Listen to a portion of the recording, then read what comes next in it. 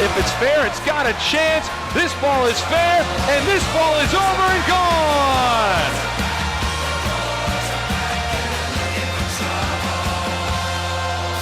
See us on the run, throw to first.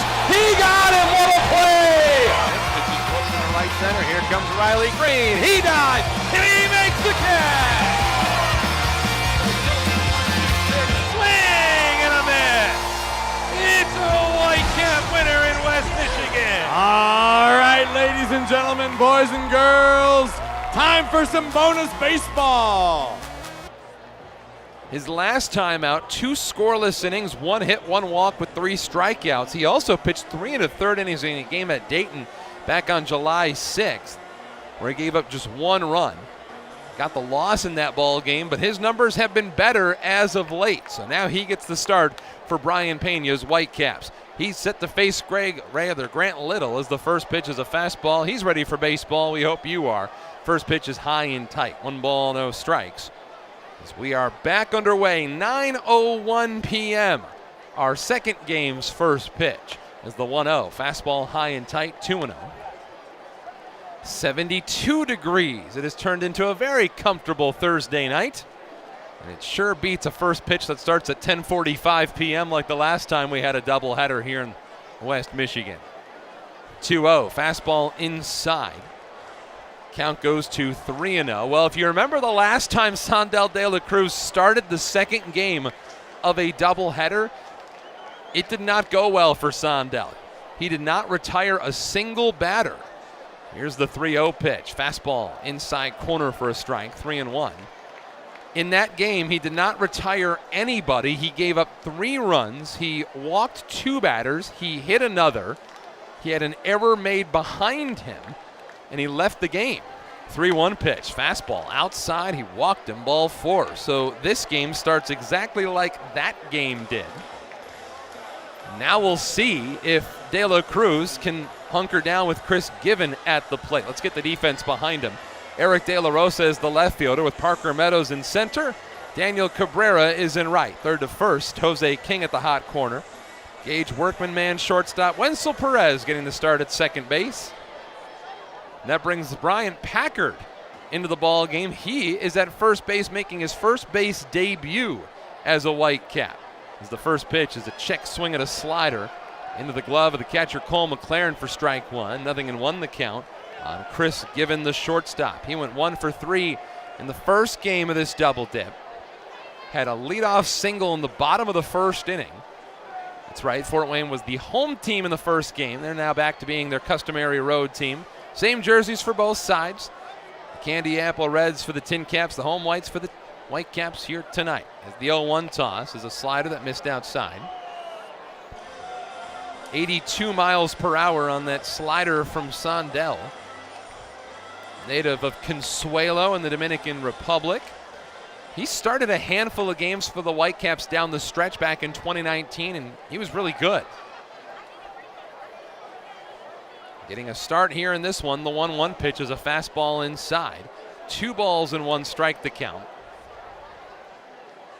So he has been very good as a multi-inning reliever this season, but as a starter, it has been a different story. And for Sandel, it's all about throwing strikes. If he does that, he will be an effective pitcher, but he just needs to find a way to stay in that strike zone, and if nothing else, just be effectively wild. He goes with the high socks, third base side of the rubber. Little the runner at first. The 2-1 is a perfect slider. Grabs the outer half for strike 2. 81 miles per hour that time from Sandel. All pitch speeds courtesy of our friends at Freddy's Frozen Custard and Steak Burgers. Head on over to Freddy's, 4 locations, the best steak burgers in town. Chris Given is the shortstop. De La Cruz looking for a ground ball. The 2-2 pitch in the dirt. 3 balls and 2 strikes. Well, that's the thing about De La Cruz, is that they will force Sandel to throw strikes tonight. This is a Fort Wayne team that walks as much as any team in the High A Central. So this will be a huge test for the command and control for this 24-year-old right-hander. Righty on righty. Here's the set from Sandel. Check of the runner at first. There he goes. The next pitch is on the inside corner for strike 3. Throw down to second, not in time. Close play as Little slides in safely. He gets a stolen base. Given is punched out on strikes. So Sondel was able to get the slider in on the upper edge of the strike zone on the inner half. One down. Brings up Tirso Ornelas.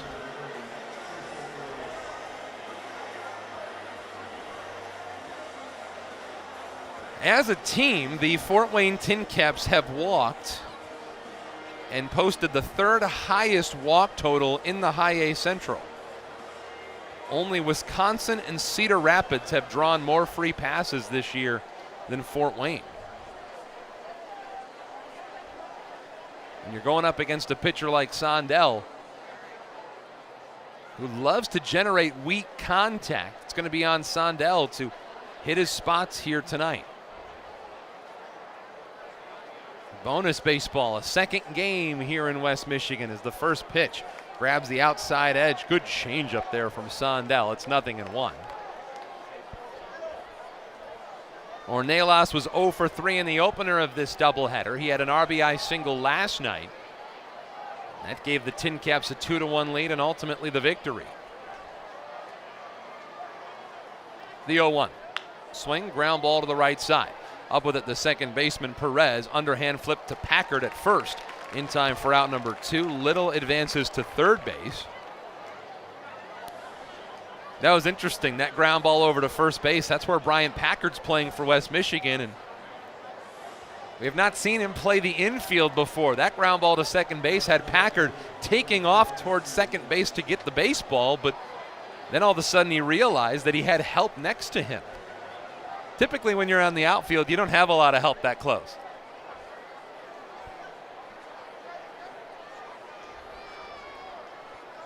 Here's Augustine with Ruiz with a runner at third base as the first pitch is a check swing grounder back to the mound. Sondel De La Cruz has it. Little flip to first. He almost ran it all the way to Brian Packard.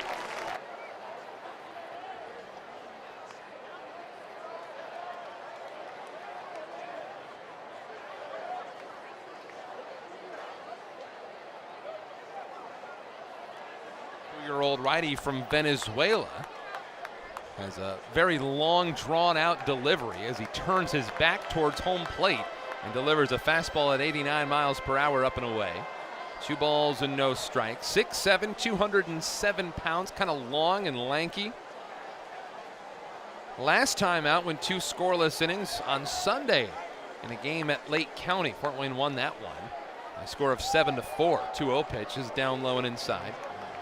3 balls, no strikes.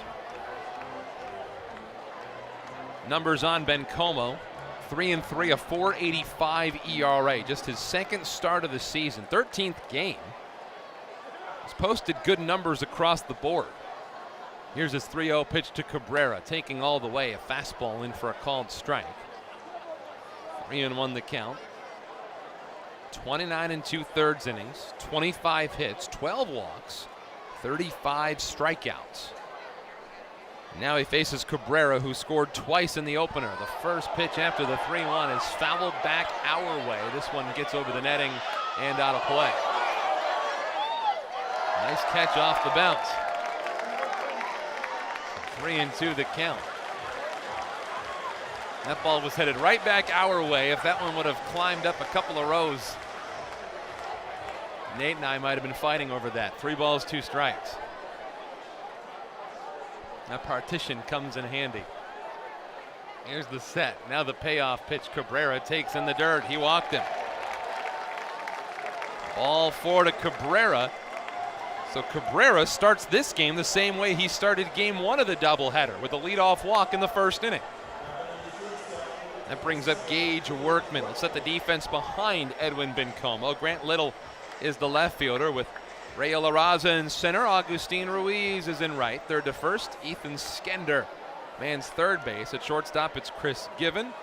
Justin Lopez at second base for this one. He'd been playing shortstop the first 3 games of the series. Luis Almanzar at first, with Malone the catcher behind the plate. First pitch to Workman. Switch hitter batting left-handed, takes a fastball at the top of the zone for a called strike. 0-1.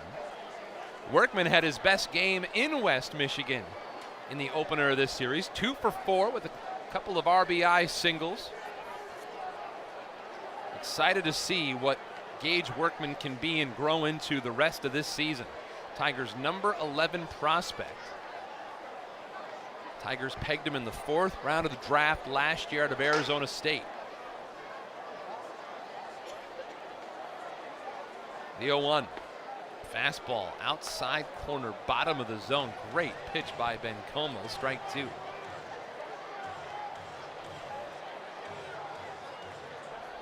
So Cabrera at first. He's got 5 stolen bases. He has been stuck on that number for a while.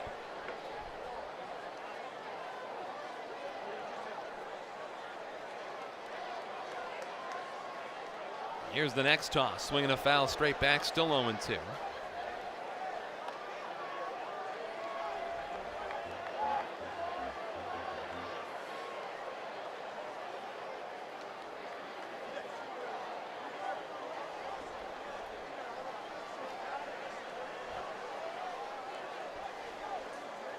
Middle infield in double play depth. Bencomo's ahead in the count. The 0-2 pitch is down and away. Caps won the first game of this doubleheader 5-0. Complete game shutout for Bo Brisky. Workman's batting average sitting at 194, but a good game in the first game of this double dip. Here's the 1-2 toss, swing another foul. Workman's got a very short, compact swing, and it can do a lot of damage. He had a lot of power during his college years at Arizona State. That was a formidable heart of the order at Arizona State with Spencer Torkelson hitting right behind him. Now the set, the 1-2 pitch, swinging a foul back. We talked to Gage Workman. You may have heard that conversation on the Road to Detroit podcast. If you haven't yet, go search Road to Detroit in your podcast and find the latest episode, episode 6. We talked to Gage Workman, and so far this year he has 23 stolen bases in professional baseball. That's only in 2 months. Well, during 3 seasons at Arizona State, he only had 15. And we said, how does that happen? And his answer was simple. He said, when you have Spencer Torkelson hitting behind you, the last thing you want to do is get thrown out running the bases. Smart one, smart young man. Here's the set, the 1-2 in the dirt, gets away from the catcher Malone, and down to second goes Cabrera. That's wisdom beyond his years. 2-2 the count for Workman. He's been able to dig out of this 0-2 hole. Of course, Spencer Torkelson, the Tigers' top prospect, tearing up Double-A Erie. Was in the MLB Futures game along with Riley Green.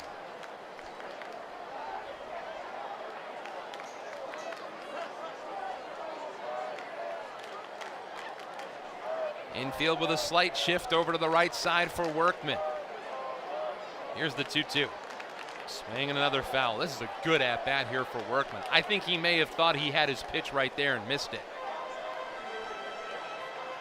Saw him kind of yell something towards probably himself after sending that one right back to the screen. He's still battling. He's got a runner in scoring position in Cabrera. Caps got 3 in the first inning of the first game of this doubleheader. Was highlighted by an RBI double by Parker Meadows. He waits on deck. 2-2 again. Swing and a pop-up. Foul ground down the left field line. Back goes the third baseman Skender. Reaches back and makes the grab for out number 1.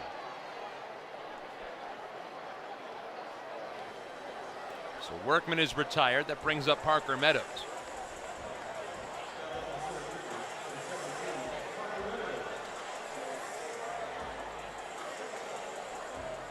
Speaking of which, we hope you enjoyed that portion of the Road to Detroit podcast. If you missed any part of it, find the show, episode 6.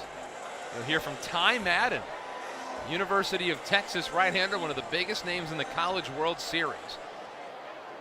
And you can hear the thoughts of a young man who will probably end up as a top 10 Detroit Tigers prospect.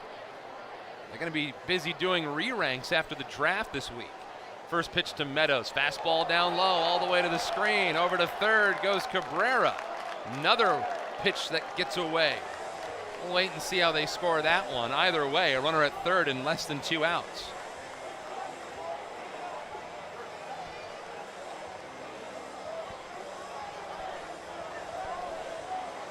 That'll go as a pass ball, this time on the catcher Malone.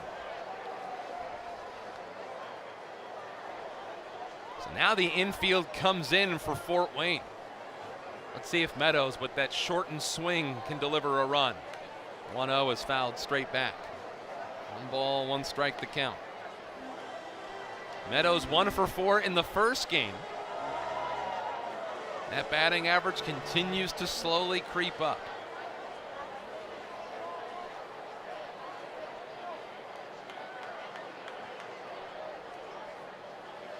Next pitch, swing and a miss. Off-speed pitch down and away.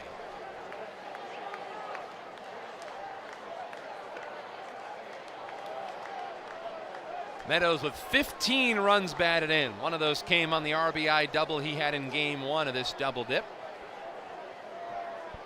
He's the Tigers' number 7 prospect. The 1-2 pitch to him. Swing, fouled back this way. So 1 ball and 2 strikes on Meadows. The younger brother of Tampa Bay Rays all-star outfielder Austin Meadows.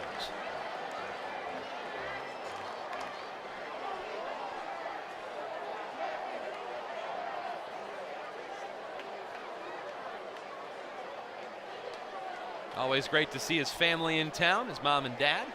1-2 pitch, swing and a foul tip at home plate. Meadows stays alive. His mom, Stacy, his father, Kenny. They are frequent visitors to West Michigan.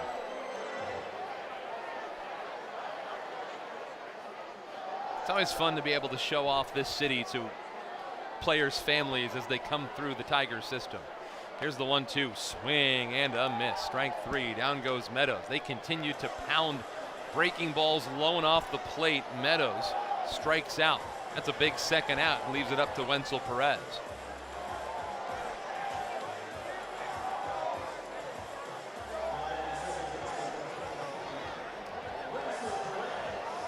Caps in the midst of a 13-game homestand. That would tie their longest homestand in franchise history. Got to go back to 2007. See the last time the Caps played 13 straight here in West Michigan. First pitch to Perez. Fastball a little bit high of the zone. That one was close. 1 ball, no strikes. Perez 1 for 4 in the first game as well. He'd love to give the Whitecaps the early lead. The 1-0. Swing, ground ball to second base. Lopez to his left, scoops it up, throws to first. And the Whitecaps strand a runner at third here in the opening frame. Let's go to the second. No score on the Whitecaps Baseball Network. Leading off for Fort Wayne, second baseman number 20, Justin Lopez. Go to the second, no score between Fort Wayne and West Michigan. Justin Lopez leads things off for the Tin Caps against Sandel de la Cruz as he swings and misses through a first pitch breaking ball. 1 strike. Well, we'll be up late with you tonight. Second game of this double header. Started at 9 o'clock. And of course, with no Tigers baseball tonight, minor leagues are the focus here in the Tigers system. Here's the 0-1, swing and a miss. Another good changeup, 0-2. Lopez, Luis Almanzar, and Ethan Skender are the scheduled 3 in the second. Beautiful sunset here in West Michigan. Some pink and orange skies above. The 0-2. Fastball high and away. 1 ball, 2 strikes on Lopez. There was supposed to be a major league game today. It was supposed to be the Yankees and Red Sox. Yankees ran into some issues surrounding COVID-19. Here's a swing and a grounder to short. Circling it is the shortstop Workman. Running jump throw to first is in time. Beautiful play by the shortstop, Gage Workman. I think he'll do just fine at shortstop. 1 down here in the second.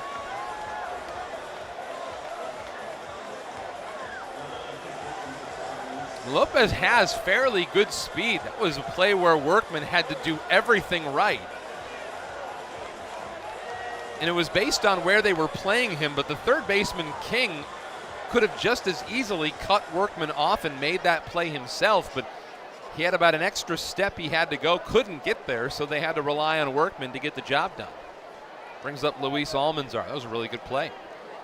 First pitch from De La Cruz, slider down and away, 1 ball, no strikes. Well, if nothing else, Sondel De La Cruz is just initiating contact. He's inducing contact. He's keeping his infielders engaged. And when you're in a situation like De La Cruz, that is worth its weight in gold. There's the 1-0 to Almanzar. Slider, outside corner for a strike. 1-1 the count. Numbers have gotten better for Sondel as the season has gone on.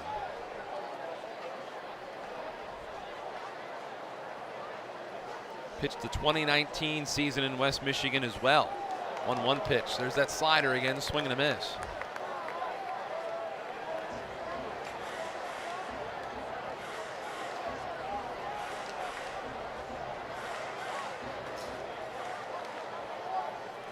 In June, Sondel's ERA was near 6.5.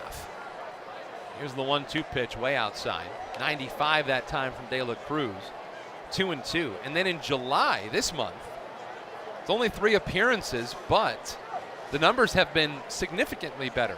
His ERA sits at 1.42. 7 innings, 3 hits, 8 strikeouts. 2-2 pitch, swing and a fly ball. In a tough spot, floating back into foul territory, the first baseman Packard to make the grab.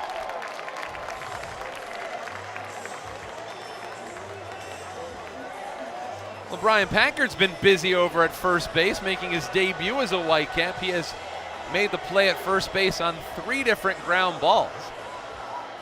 Now he's caught that pop-up. They haven't tested him yet with a throw in the dirt. Was watching him going through warm-ups a couple of days ago. I think it was out in Dayton where he was practicing scooping low throws as if he was a first baseman. And the first question that we asked Bryant was, where did you get a first baseman's glove? Here's the first pitch, changeup, bottom of the zone, strike 1. His answer surprised me. He said, I got it from Andre Lipsius. Of course, Andre played with the Whitecaps in 2019 and the second half that year and the beginning of this season. Here's the 0-1, slider, inside corner, strike 2, 0-2. And Andre was the first Whitecap promoted from the opening day roster up to AA Erie. But what's funny is that Lipsius didn't play first base with West Michigan either. Here's the kick, now the 0-2, swing and a miss. Down goes Skender and down go the Tin Caps here in the second. Good. Ready to go for the Whitecaps, first baseman, number 18, Bryant Packard. No score between West Michigan and the Tin Caps. Dan Hasty, pleasure to have you along with us. We'll hear from Nate Wangler in just a little bit. I'll have the scoreboard after the third. At the end of the fifth, they'll have the calls of innings 4 and 5 as Edwin Bencomo is back out for a second inning of work. He faces Brian Packard. The first pitch is fouled straight back, 0-1. Well, Packard has certainly found himself a little more exciting defensive responsibilities. He's gone from left field to playing first base here tonight. It's always more fun in the infield. Here's the 0-1 pitch, and it hit him. And he throws the bat behind his back and runs to first base. That'll be the delight of his teammates. So Packard gets aboard.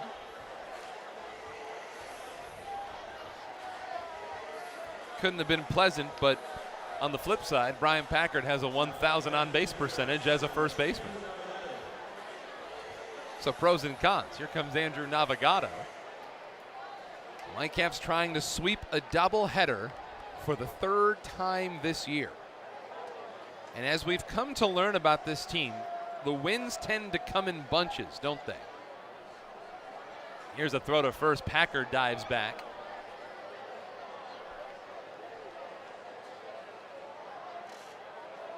Brian Packard does not want to join the club of those getting picked off in this series. 4 different Whitecaps have been picked off on the bases since last night. Now it's Navigado's turn. He's the DH today. First pitch is fouled back towards us. That one must have fallen right over the top. Thought that one had a chance to come in here. 0-1 on Navigado. So the doubleheaders have looked like this for West Michigan. Whitecaps got swept in a doubleheader against Wisconsin back on May 22nd.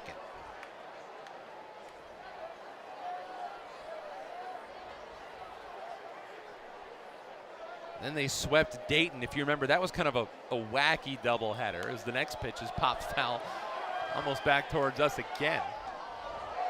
That one fell just short of the press box to our left. 0-2 the count on Andrew Navigado.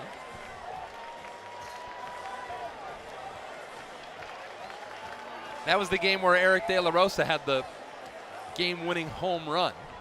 And that technically completed the doubleheader from 2 nights before. Then the Whitecaps played a doubleheader at Peoria at the beginning of this month, and they swept that one. Next pitch, swing, a little pop-up, shallow right. Out goes the second baseman Lopez. He makes the grab. Quick flip back to first, not in time. Packard able to just beat the throw from the second baseman Lopez. 1 down.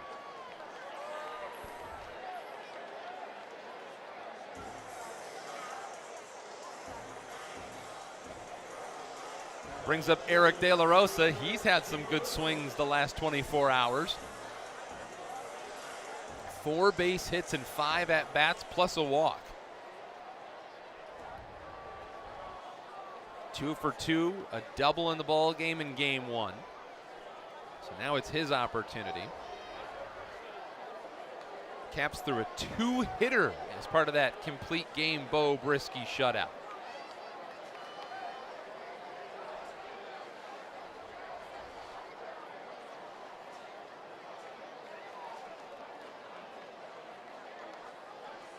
Here's the first pitch. De La Rosa takes down and in.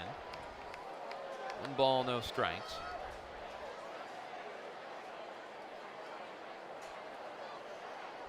We were talking about the last time the Whitecaps had pitched a 1-hitter. That came at Wisconsin on May the 20th. Bo Brisky was a part of that.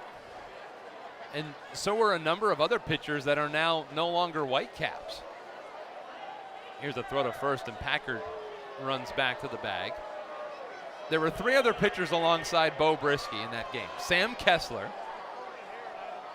I believe he's down in Low A Lakeland at this time. And then 2 pitchers now in Erie, Yaya Shentuf and Ruben Garcia. They were a lot of fun, weren't they? Here's the 1-0 pitch, swing and a miss, strike 1. If you are a follower of Tigers minor league prospects, you come to appreciate the Yaya Shentufs and Ruben Garcias of the world. Players that came out of the bullpen and played with flair. Now they're up in Double-A. Those are 2 young men who could easily find their way to a Tigers uniform at some point. Another throw to first. Packard gets back. Packard's not even taking that big of a lead. You know it's not that big if you're getting back standing up. Ben Como seems to be very concerned about the speedy Bryant Packard. Here's the 1-1. Swinging a foul back. Look out, production room, and it's into the production suite.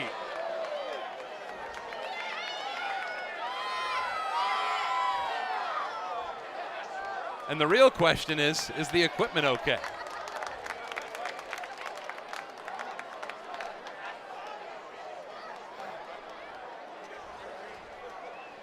Everybody takes a look at the equipment. We all hold our breath and we get ready for a 1-2 pitch to De La Rosa. Are we still in the air?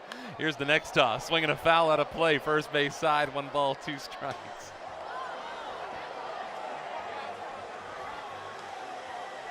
They have had more foul balls in the production room to our right.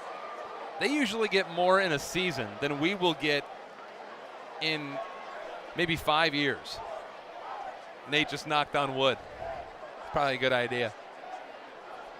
1-2 pitch. Change up, bottom of the zone, strike 3. Down goes De La Rosa. De La Rosa strikes out. 2 down, that'll leave it up to Jose King.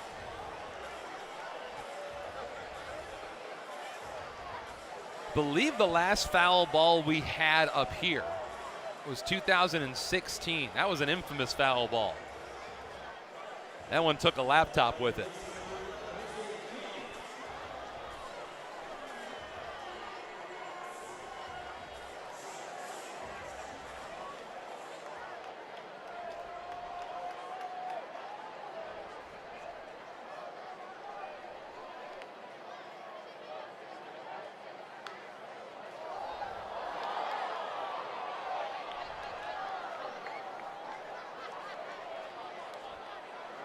Nothing and 1 the count as to the first pitch to King was fouled back. Jose King 1 for 3.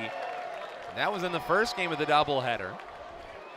West Michigan trying to find the game's first run. They took a 3-0 lead right out of the chute in game 1. The 0-1 swing and a miss. Changeup that floated down and away, 2 strikes.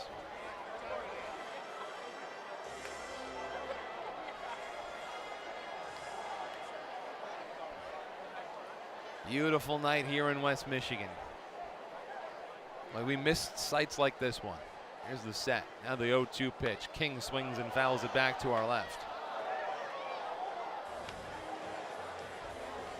I don't think it's crazy to think that we might see our highest attendance of the season here tonight.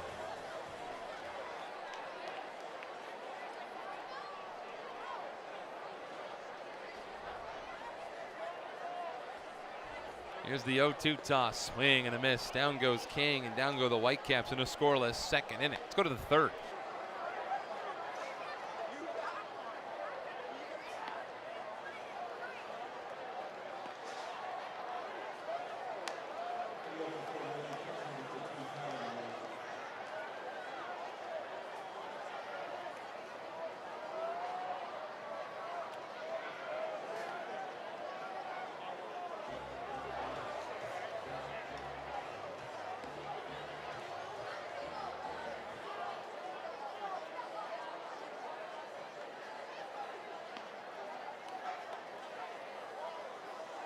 Featured Jack Powers, who is a Whitecaps media assistant, does a lot of work when it comes to graphics. He does photography.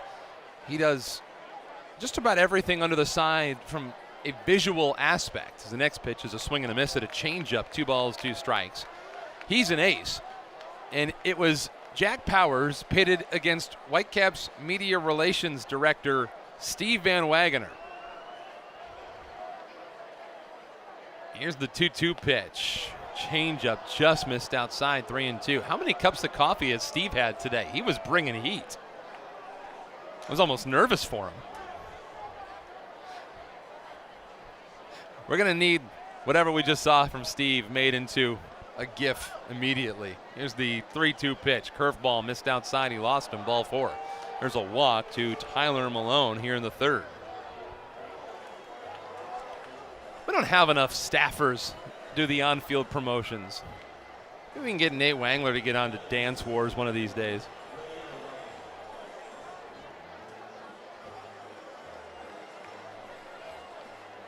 Brings up Ray Ilaraza here in the third. You'll hear from Nate at the end of the third inning. He'll have scores on the call of the 4th and 5th. De La Cruz's second walk. First pitch is a fastball up high to Ilaraza. He squared to bunt and pulled back. It's 1-0.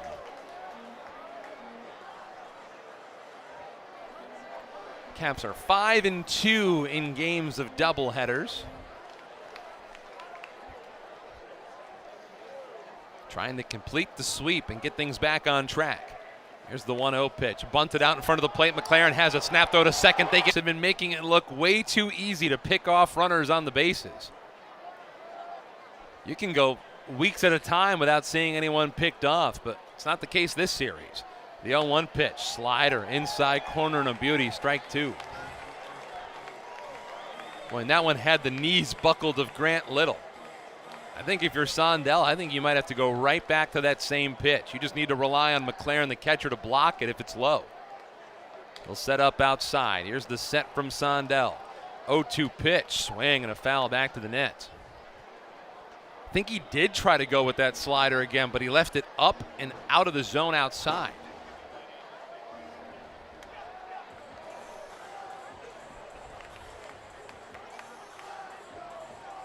Little is a reliable hitter for this Tin Caps team. The infield is drawn in. Can West Michigan find a way to keep the runner at third base for the time being? 0-2 to Grant Little. Check this swing. Got away momentarily from the catcher McLaren. They want an appeal. They said he did not swing. Boy, and I don't know about that.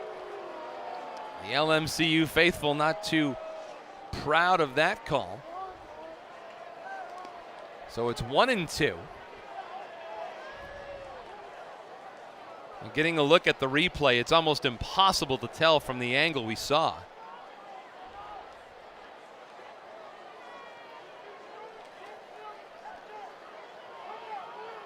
Little walked this first time up. Can Sondel De La Cruz finish him off? 1-2. Ground ball left side. Backhanded Workman. The throw to the plate. In the dirt. Picked up by McLaren. The tag is in time. That's a sparkling play. The shortstop Workman, the catcher McLaren. And it keeps the Tin Caps off the board here in the third.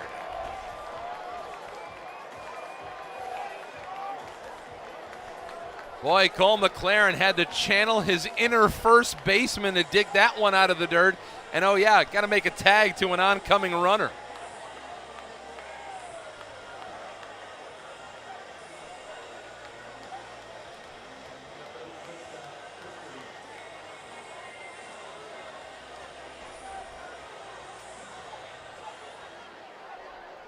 So Little gets to first base, and all the while you had to get Ilaraza, who's lightning quick down that line. That was just good baseball on all fronts. Runner goes, first pitch to Given outside. McLaren throw to second on target, not in time. Little is safe at second. Boy, these Tin Caps, they are not afraid to push the envelope.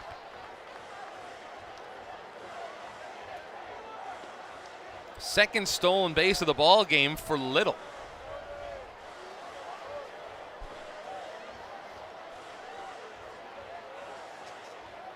And this could be something that Fort Wayne decided that they were going to do when scouting Sondel De La Cruz. Maybe this was one of the parts of their game plan. Here's the 1-0 pitch, slider down low, 2-0. You know, sometimes teams will come into a ball game saying that they think that this is somebody that they can attack a certain way, and there's so many different ways to go after an opposing pitcher.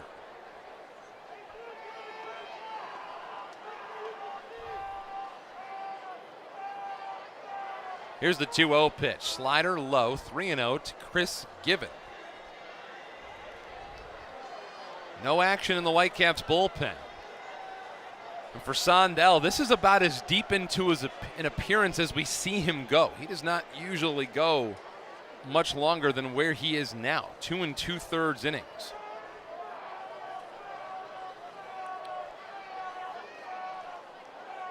Here's the set, 3-0 pitch, taking all the way, he takes a fastball.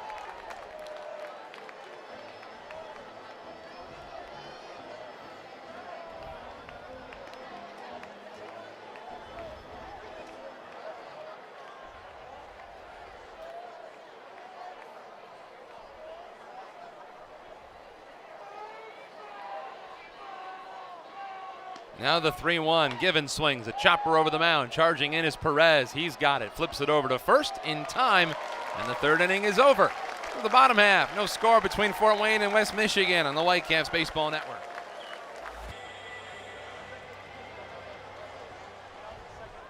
Cole McLaren comes to bat for the West Michigan Whitecaps. We're in the bottom of the third inning, no score between Fort Wayne and West Michigan. 7-inning game 2 of a doubleheader against a new pitcher for the Tin Caps. Wen Hua Song checks in for Fort Wayne. Delivers a first pitch down low. Give you some numbers for Song. First time the Whitecaps have seen him. He's in his 4th appearance for the Tin Caps. 2.25 ERA. Holds the glove high and away from his chest. 1-0 pitch, fastball low, 2-0. 4 innings, 3 runs, 3 hits. 1 of those runs are earned with 2 walks and 7 strikeouts. So overall, the numbers have been strong for Wen Hua Song. Now his responsibility is Cole McLaren to lead things off here in the third, and it's back to the top of the order. The next pitch, fastball down the middle. 3-1, Daniel Cabrera and Gage Workman are set to follow. International free agent signed by the Padres out of Taiwan in 2016. He actually pitched in the 2009 Little League World Series. He could do it as a hitter as well. 2-1. Swing and a pop-up. Foul ground, first base side. Almanzar won't get there. It's a foul ball, and it's 2-2. He was a hero in the Little League World Series. Pitched Taiwan into the finals against Chula Vista Parkview in California, and he actually hit a home run in the title game.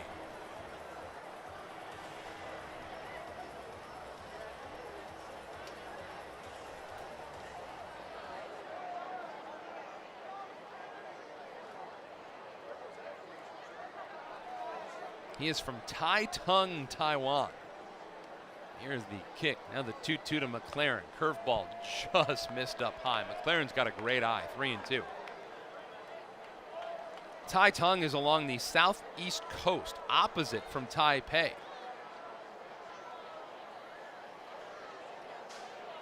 Now the set and the full count pitch to Cole McLaren. The kick, and it's on the way. Fastball low and outside. He lost him. Ball 4. Walk to Cole McLaren. Ball 4. And if there's one thing you should know about Cole McLaren as a hitter, it's that he does that really well. Leadoff man aboard for the Caps. That brings up Daniel Cabrera. So get this, when McLaren arrived as a Whitecap, he came in with 31 career games under his belt, just 31. But his career walk to strikeout ratio was 23 walks to 12 strikeouts. And I'll tell you what, if you can catch a good ball game and you can draw walks as a catcher, it's no surprise that the Tigers have found a place for Cole McLaren. Here's Daniel Cabrera, first pitch on the way. Checked his swing on a ball in the dirt. Appeal. No, he did not go. 1 ball, no strikes. Cabrera walked his first time up. He was stranded at third base. Both teams looking for their first run. Both teams looking for their first hit. We're in the bottom of the third, a man at first and nobody out. Wen Hua Song on in relief for Fort Wayne. The 1-0 to Cabrera's on the way. Swing and a foul out of play. Left side as it disappears into the night sky above the suite level to our left.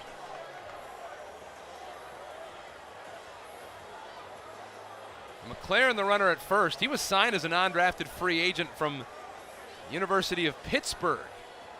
He was playing there. That's the same school that gave the Tigers Yaya Shentoof. So there's a little bit of a Pitt pipeline here in the Tiger system coming together. Here's the 1-1 toss. Cabrera swings and misses. Pitch high and tight. 1 ball, 2 strikes on Daniel Tiger. Brian Pena putting Daniel Cabrera in the leadoff spot tonight. First game, responded fairly well. A walk and a single, and he scored twice. And when you're in that leadoff spot, that's your job. Find a way to get around the bases. One of the Tigers' second rounders out of LSU last year. The 1-2 pitch, swing and a miss. Strike 3. Down goes Cabrera for the first out. That brings up Gage Workman.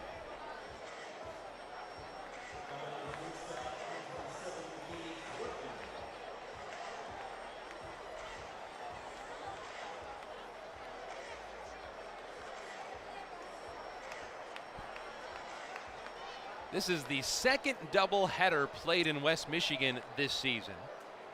The first one never actually finished, at least not for the day it was supposed to be finished, as the first pitch to Workman is a backdoor slider that catches the heart of the plate for strike 1. It's back on June 25th. The Whitecaps are set to play 2 games against the Dayton Dragons. They finished the first game, but it was after a 2-hour rain delay. Didn't start game 2 until nearly 11 o'clock local time and never finished it. Here's the 0-1 pitch. Fastball low. 1 ball, 1 strike on Workman. The game had to be suspended due to curfew restrictions. No inning can start after 12:50 a.m. local time, and the Caps and Dragons had only played 5 innings to that point, so they had to play the final 2 innings. It was supposed to be the next day, but that got rained out too. Here's the 1-1. Workman swings and pops a foul left side, up and out of play. 1-2 on Gage Workman. We're in the third, no score. One out and a runner at first for West Michigan. But once that game did get resumed,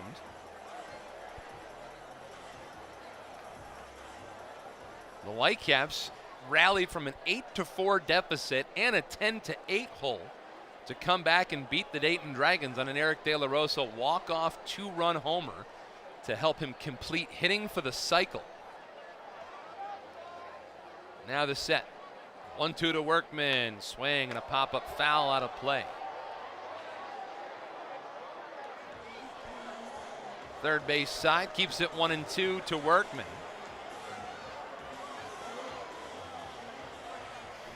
If you want to hear our first conversation with the Tigers' number 11 prospect,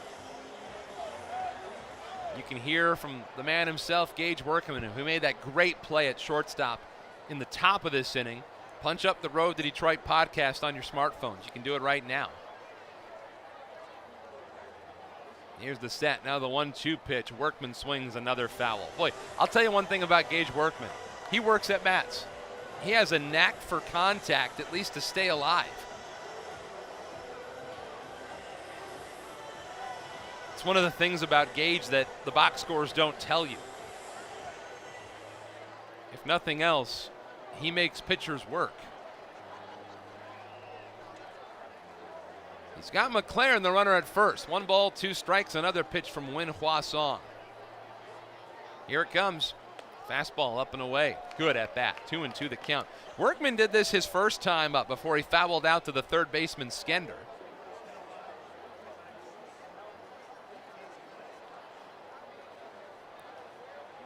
That is a very underrated ability in baseball. Working counts.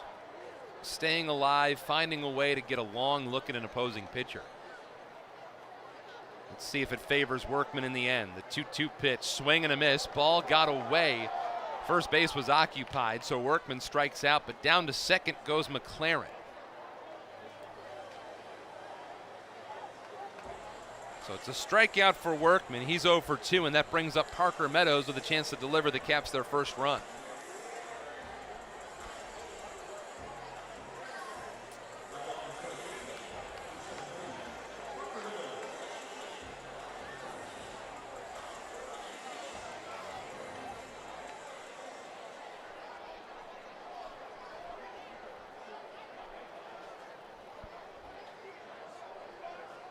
Meadows struck out his first time up. No score. We're in the bottom of the third. Man at second and 2 out. Now time called. Meadows, one of the handfuls of second-round draft picks here in West Michigan at this time. Meadows is one. Ray Rivera is another. Daniel Cabrera is his former second-rounder. Here's the first toss. Meadows swings, ground ball to the mound. Glove by Sung. Good play. Underhand flip to first is in time for out number 3. Meadows is down, and so are the Caps. They strand a man in scoring position. We're off to the fourth. No score between Fort Wayne and... Now batting for Fort Wayne, designated hitter number 30, Tirso Cornelis. And when I heard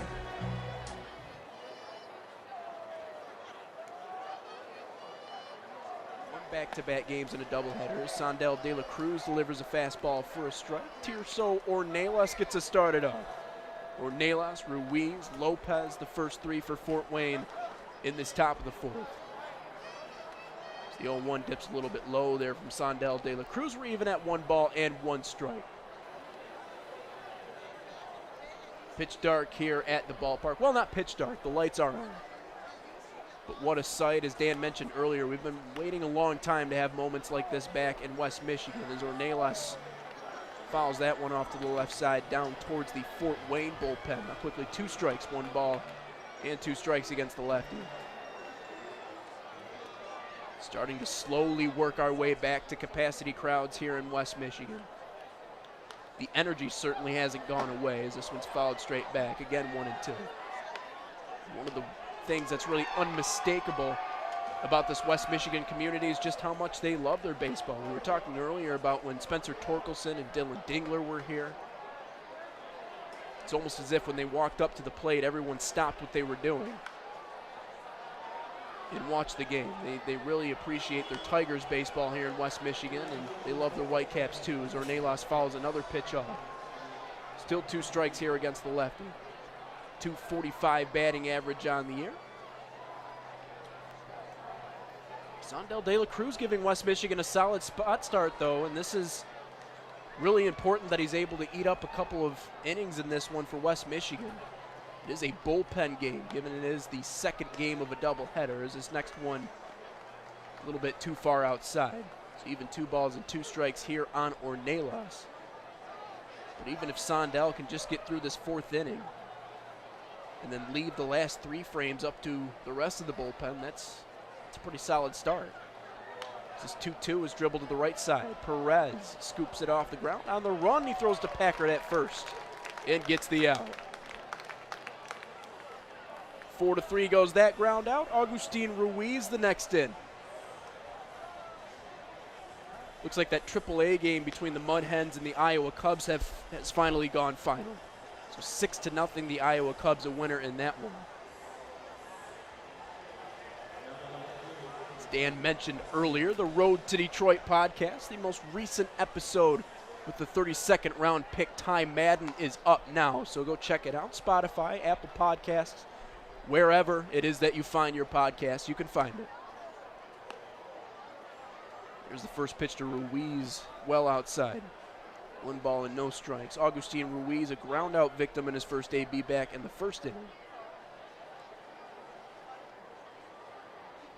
But 16 episodes slated for season 2 on the Road to Detroit. The next one's up high, well up high. Augustin Ruiz watches a fastball go by. 2 balls and no strikes. But started that podcast back in 2019 after Casey Mize's no-hitter, and Mize and Green, some of the inspirations to really start that podcast, and it's been kind of cool seeing some of our interviewees graduate onto the show. 2-0. Swung on and missed. Fastball elevated. Now 2-1 on Ruiz. Not mistaken, Casey Mize was actually our first ever interview on the Road to Detroit podcast.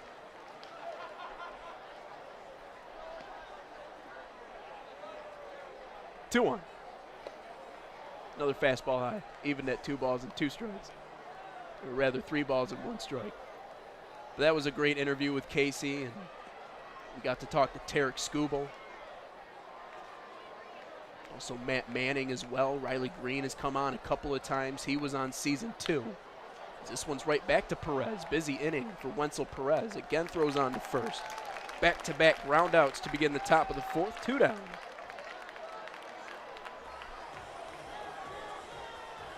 But these long-form conversations are some of the best conversations we have with our prospects on the Road to Detroit podcast. Typically, if we have a player on for pregame or postgame, that interview will last anywhere from 4 to 5 minutes or so. And you'll get good answers, but most of it's about their on-field play or how they did back in college or high school. But on the Road to Detroit podcast, we get to really get into the nitty-gritty of what the lifestyles are like for some of these top prospects. His first pitch to Lopez is well outside from Sondel De La Cruz. 2 outs, nobody on, top of the 4th inning. No score between Fort Wayne and West Michigan. So the next pitch is fouled right off the leg of Lopez, back out in front of the plate. Now even at 1 ball and 1 strike. But one of my favorite stories that Riley Green shared with us was a story about a dream that he had.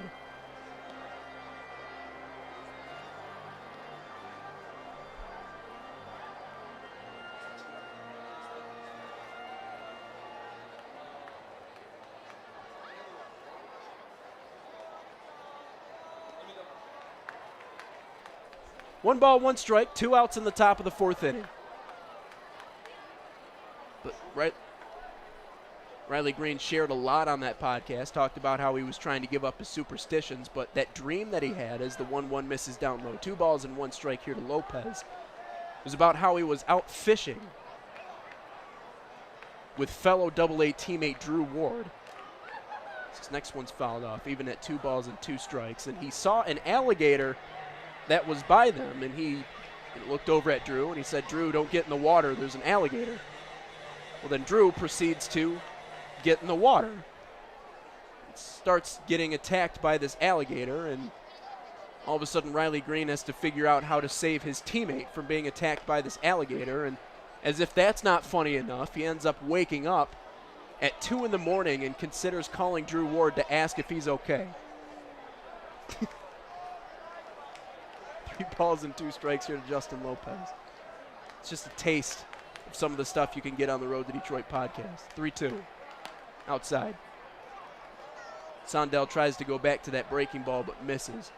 So Lopez goes down to first base.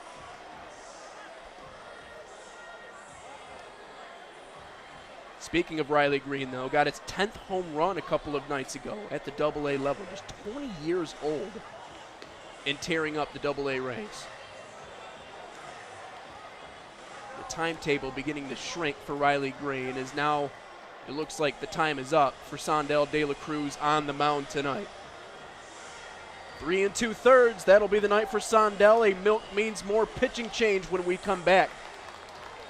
Pop out in this game for him. The milk means more pitching change for the West Michigan Whitecaps. It's Michael Beanline, 6'3", 222-pound, 23-year-old. Joined the Whitecaps back on July the 30th of 2019. He'll look to keep this score exactly where it is at 0-0. His first pitch to Almanzar is a fastball up high. Almanzar didn't look like he was expecting fastball. Tried to hold up on that swing, but went through anyway. No balls and 1 strike. But drafted by the Tigers in the 24th round of the 2018 MLB draft out of North Carolina State University was Beanline.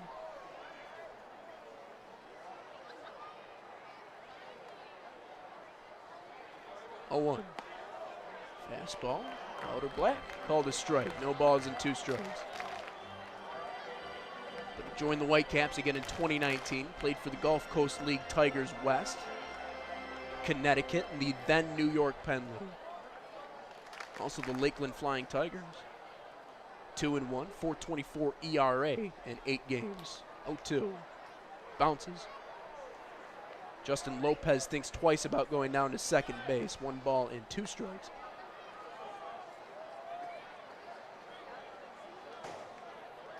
But a strong freshman season with NC State. Claimed ACC All-Freshman Team honors. 3-3, 466 in 2017. We know it's not easy for some of these late-round guys to move their way up the ladder. Beanline, one of those guys, 24th rounder. 1-2. Fly ball, right field, diving quickly, and it is foul. Maybe by a couple of feet down the right field line. It's a lucky break there for Michael Beanline. He'll try to get a strikeout here. Still 1 balls and 2 strikes. Man on first, 2 outs in this top of the 4th inning. Game 2 of this doubleheaders. The Caps look to go back-to-back.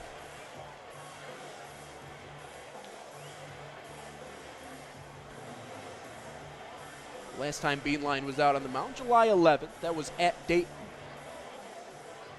1 inning pitch, 3 hits, a couple of runs, no strikeouts. So looking to have a solid bounce-back appearance in this one. As he rocks the 1-2. Curveball hit right at the third baseman. And King flips on to second base for out number 3. Michael Beanline faces 1, gets the out.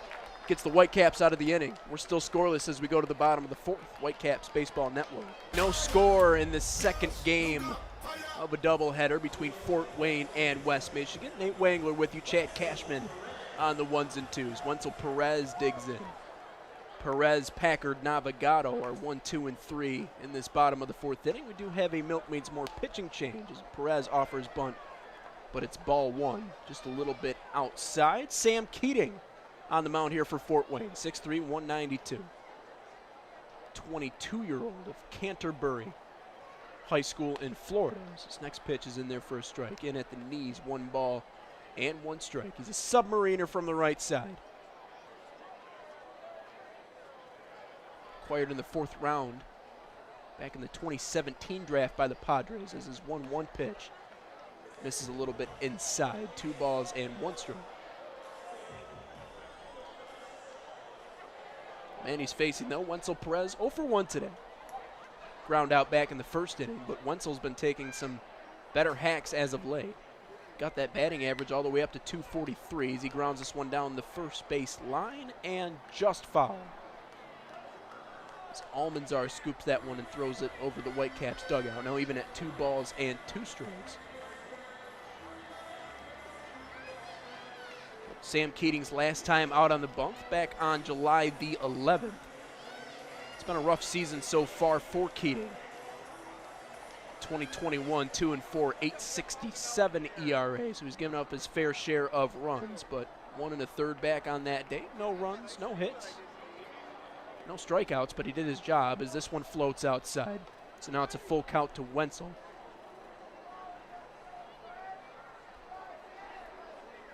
Game 2 of this double dip. We've had a lot of games rained out throughout the course of this season. This next one's high and outside. So Wenzel Perez watches a fastball go by for ball 4, an inning opening walk. Good to see the Whitecaps get the leadoff man on. They've done that in 3 out of the first 4 frames here tonight. So doing a good job getting the leadoff guy on are the Whitecaps. We'll see if they can take advantage. Bryant Packard the next in. And making his first base debut tonight. He was hit by a pitch in his first at-bat. In that second inning. And what a change Bryant Packard underwent between the 2019 season when we saw him last and the 2021 season, as the first pitch to him is well inside. He has to turn out of the way. 1 ball and no strikes. Lost 20, I believe it was 25 pounds is what he said, between the 19 season and this year in 2021. And just from asking people who watch the games, as this throw back over to first drives Perez back. He's a lot quicker in the outfield. He's a lot faster on the defensive side. And as we've talked about on previous broadcasts, you know, the one big question about Bryant coming into this season or coming into his career as a professional was where would he stick on the defensive side? As this next pitch is right back up the middle into center field. Perez around 2. He's into third. Men on the corners with nobody out here in the bottom of the 4th.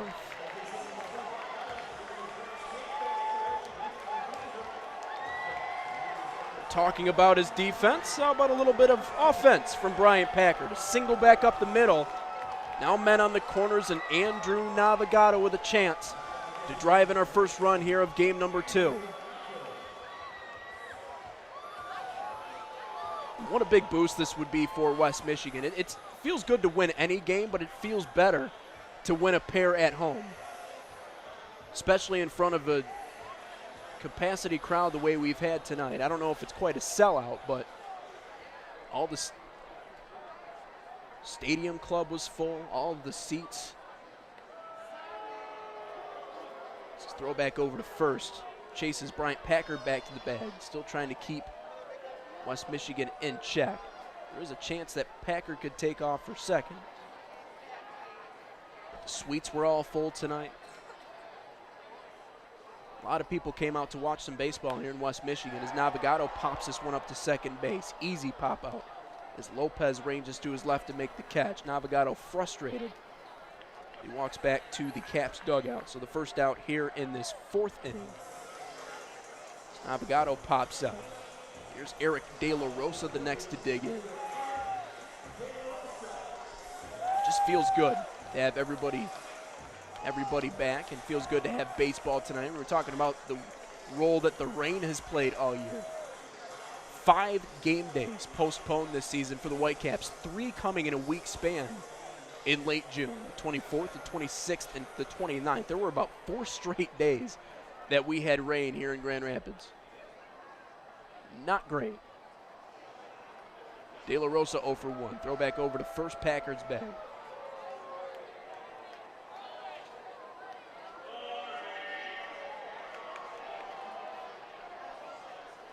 Still a lot of prospects on this West Michigan team. Spend a lot of time on this broadcast talking about upcoming prospects, names to look out for. Still have a handful here in West Michigan. We started the season with 9 top 30 prospects for the Tigers as this next pitch, fastball from Keating's in there for a strike. Starts off De La Rosa with a fastball. No balls in 1 strike. An outfielder, Daniel Cabrera, headlines. Top 5 prospect for the Tigers. Handful of others as well. 0-1.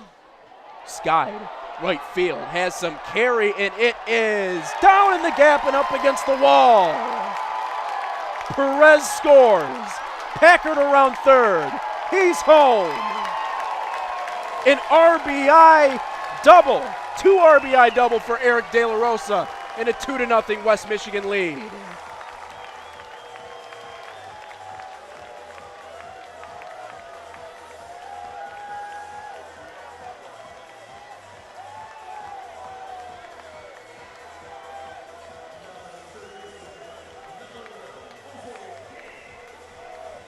And the swings just continue to get better for Eric De La Rosa. 2-0 lead for West Michigan here in Game 2.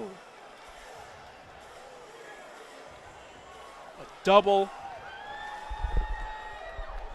in the 2nd inning of Game 1. Base hit in the 4th inning of Game 1. Came around and scored in that 6th inning after walking. And a 2 RBI double here in this 2nd game as Jose King bunts one down the third base line, and he's safe. No play for Keating. He picked it up too late. Men on the corners now with 1 out.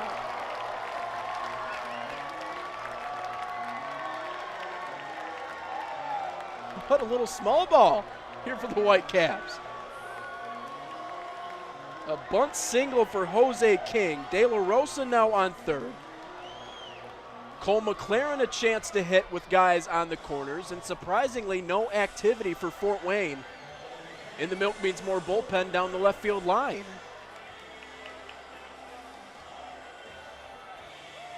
That's really important. West Michigan got a solid spot start from Sondel De La Cruz. 3 2/3, no runs given up. For a bullpen that's had to work overtime these last couple of games, that was really solid. Throw back to first, chases King back to the bag. But now Fort Wayne, maybe decision time. Already a pair of runs given up. West Michigan threatening to pile on a couple more. Cole McLaren watches strike 1 on the inside part of the plate. No balls and 1 strike. McLaren in his first AB back in the 3rd inning. Walked, got to 2nd. That's as far as he got.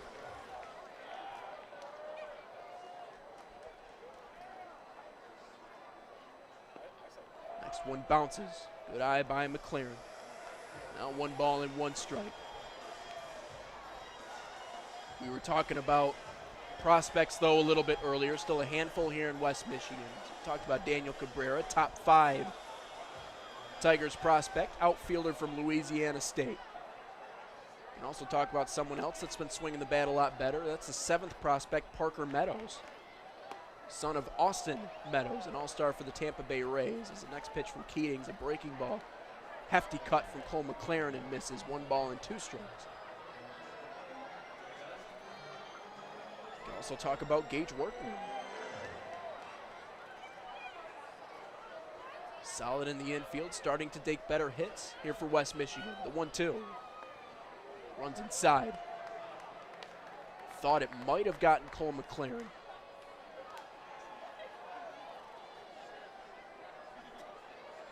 Even at 2 balls and 2 strikes.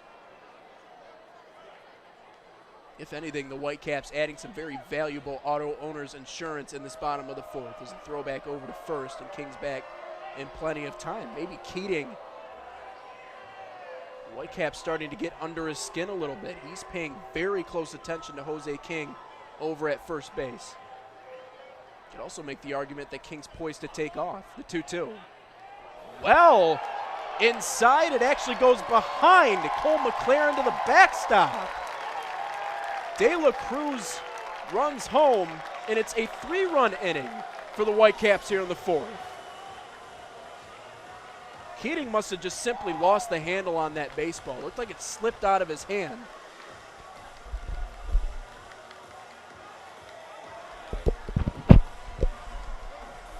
De La Rosa scampers home. Jose King moves up to second. Things going from bad to worse for Fort Wayne in this inning. This isn't typical of doubleheaders. Most doubleheaders, you'll get a split.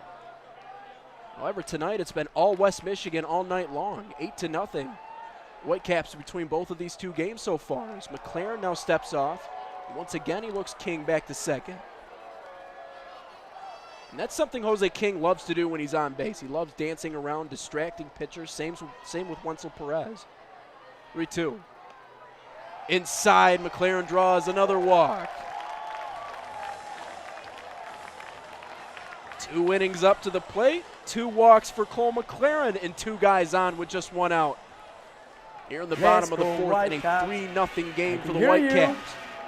Let's go.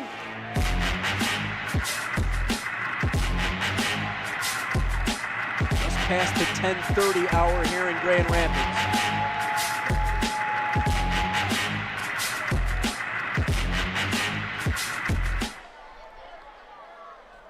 Cabrera now gets a chance with an out and 2 guys on. Going to be a late one, but who really cares if the Whitecaps are piling on runs the way that they are right now? His first pitch from Keating to Cabrera is well low and outside. 1 ball and no strikes. Today was Thrifty Thursday at the ballpark. Plenty of other promotional events coming up. Plenty of reasons to come out and watch Whitecaps baseball. Tomorrow's Scooby-Doo night. It's also Dog Day. That's fitting. And Tyler's Amazing Balancing Act from America's Got Talent. This next one shot to second. Does Fort Wayne have a double play? To second for 1, on to first, and they turn 2. So Daniel Cabrera rolls into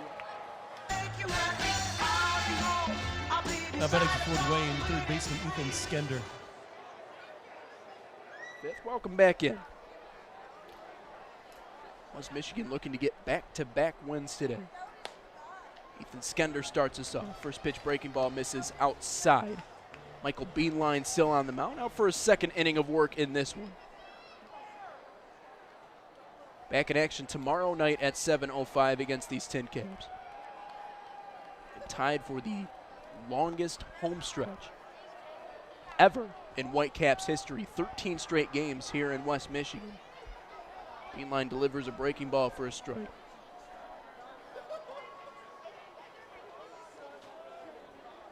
"13 straight games. Whitecaps were the road team to begin this doubleheader today. Is the next pitch fastball, same pitch, same spot. Now 1 ball and 2 strikes. But awfully unique. The Whitecaps were the road team to begin this doubleheader. They didn't do what some of us expected them to do. They didn't wear their road grays, but it was still awfully unique to see Fort Wayne come up in the bottom half of those innings as this next pitch breaker just off the outside part of the plate, maybe by a couple of inches there. 2 balls and 2 strikes. But big thank you to everybody listening here on the Whitecaps Baseball Network. This would be a huge pair of bounce-back wins for West Michigan if they can manage it. Last night, they were held silent the entire night. Matt Waldron, a knuckleballer for the Fort Wayne Tin Caps, came out and put up the longest start of any opposing pitcher against West Michigan. Went 8 innings. First time West Michigan's actually seen a knuckleballer since the 2016 season. Skender now down 2 balls and 2 strikes. Beanline rocks and fires. Foul ball, right side. That one gets into the seats as Packard takes a look. Still even at 2 balls and 2 strikes. Again, no major league scores tonight, but at the end of this inning, we'll take a look at the minor leagues, get you updated on the way some of the rest of the games around the high A Central, as well as our affiliates, finished up. I already told you the Mud Hens were a loser tonight. Erie postponed, so they will not have baseball. This next pitch just misses a little bit low and inside to Skender. Thought he had him. Now a full pitch, or full count pitch rather, from Beanline coming up, 3 balls and 2 strikes.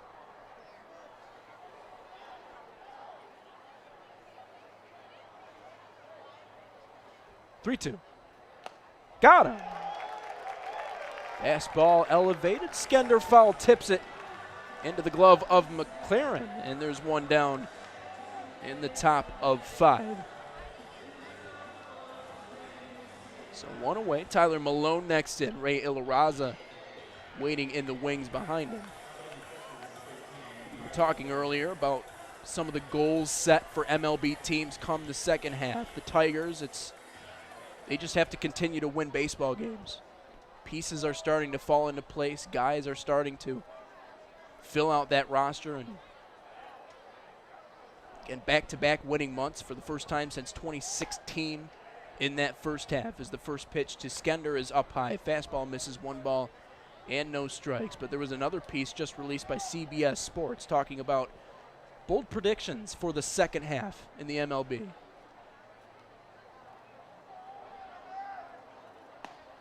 Some of them are bold, some of them are not so bold. Very realistic. 1 ball and 1 strike here as Skender takes a strike. The first one says Ohtani and Vladimir Guerrero Jr. will hit 50 home runs.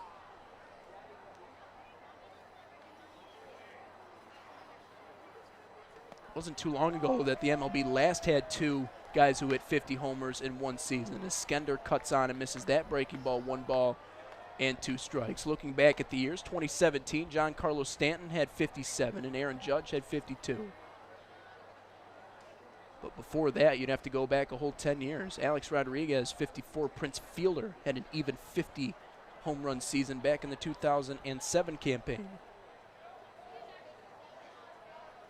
Of course, Shohei Ohtani, one of the biggest superstars in all of baseball right now. 1-2, well inside. Skender moves out of the way of that one, now even at 2 balls and 2 strikes. The second prediction on here is about probably the second most popular guy in Major League Baseball, or the first, depending on how you look at it. Plays for the parent club of the Fort Wayne Tin Caps. That's Fernando Tatis Jr. Says Tatis will go 40 for 40, which basically what that means is 40 home runs and 40 steals. That's rare air. Not too many guys a part of that club, as the 2-2 misses outside here from Beanline. Skender watched a pitch very close, but we're full at 3 balls and 2 strikes.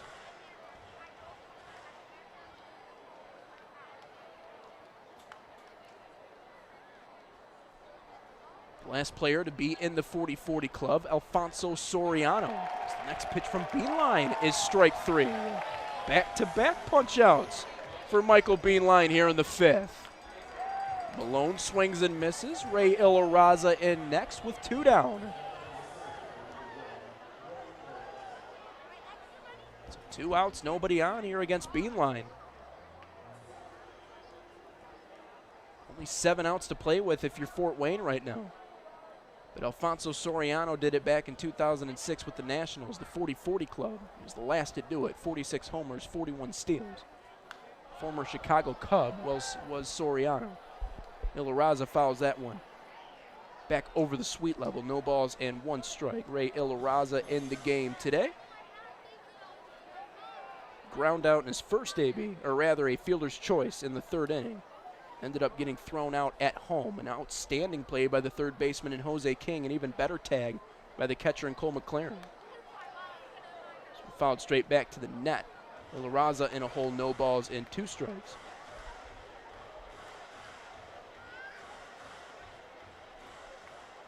One of the other bold predictions on the CBS Sports article, though, the Mets will trade for Chris Bryant. I could see that. Certainly not good news if you're a Chicago Cubs fan.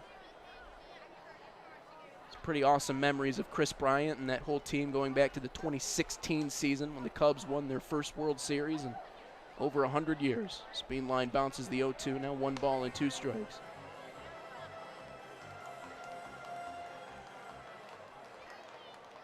Cubs recently lost 11 straight games. That's their longest losing streak since 2012. 13 out of 15 they lost to close up the first half. Just 1-2 bends inside. So 2 balls and 2 strikes here against Ilaraza. 2 outs. 3-0 lead for the Whitecaps here in the top of the 5th. Nobody on. So the Caps look to make it back-to-back. Pretty clear that the Cubs are now in a position to sell at the trade deadline, as opposed to what was previously thought when they were in first place in the NL Central. There for a good chunk of that first half. Ilaraza's fastball, or rather he watches a fastball upstairs, well above the eyes. Now 3 balls and 2 strikes. Beeline working quickly though. Back-to-back punch-outs against Skender and Malone. See if he can get a third. The 3-2. Just a little bit high with the fastball. Base is empty. Ray Ilaraza draws a walk. That won't kill you. However, some very important outs coming up. Grant Little the next in. He's reached on a walk in his first day, be back in the first. Fielder's choice in his second, but was in scoring position both times, and Fort Wayne was unable to cross him.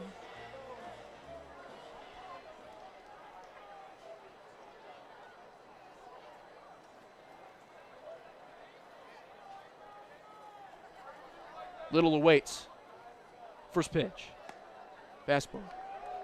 Outside part of the plate called a strike. No balls and 1 strike. Again, back on the air tomorrow at 7:05. So we have Fort Wayne for 7. We have Lansing for 6. So the Lugnuts make a return visit here to LMCU Ballpark. Crush the Nut series. Throw back over to first. Ilaraza able to get back in time.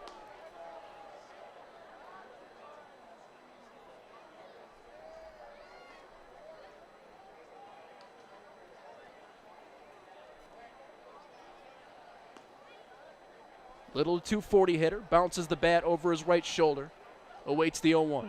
Runner takes off, throw down to second from McLaren on target, but it bounces, and it's not in time as Ilaraza is able to get his foot in there. So a stolen base for Ray Ilaraza. However, a strike called against Grant Little. Now we move to no balls and 2 strikes against the leadoff hitter.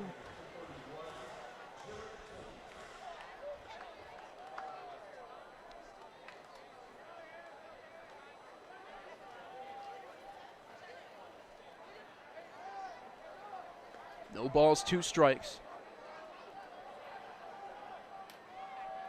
Man in scoring position here for Fort Wayne on second. Beeline sets, checks. The 0-2. Crack bat to King at third. Up with it, throw across the diamond to Packard for out number 3. Leading off for the Whitecaps, the shortstop, number 27, Gage Workman.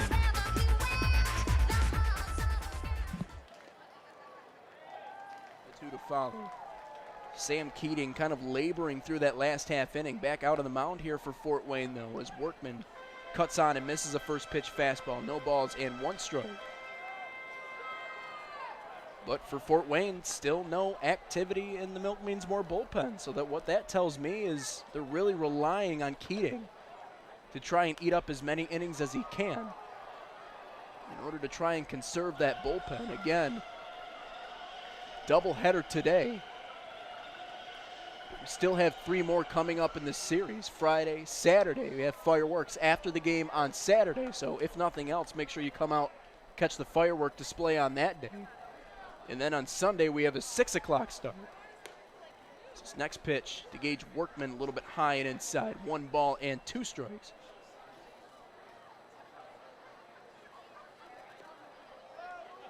As Dan mentioned earlier, Workman loves to work at bats. Very comfortable going behind in the count with 2 strikes. You love a batter that's confident being behind and in the hole and realizing that he has 3 of them for a reason, as this next one misses well outside. 2 balls and 2 strikes. That was something we saw a lot with Spencer Torkelson as he started to turn a corner at the latter half of his time here in West Michigan. He started to draw more walks. He started to realize that guys really didn't want to throw to him, as Workman watches a beautiful slider that grabs the outside part of the plate. So strike 3, Workman goes down looking. Back-to-back punch-outs against Gage Workman, but Torkelson started drawing a lot more walks. He realized that certain pitchers at this level were pitching him the same exact way. And so he kind of had to make that decision, like, if you're not going to throw to me, I'm not going to take the bat off my shoulders. And that's exactly what he did. And he started drawing more walks, and then he started seeing more strikes, and he took advantage as Parker Meadows takes advantage of this first pitch fastball. Into center it goes. He turns first and extends it into a double. That looked like a routine single, but Meadows had his mind made up around first. And now extends his hitting streak to 9 games. How about that for Parker? Outstanding.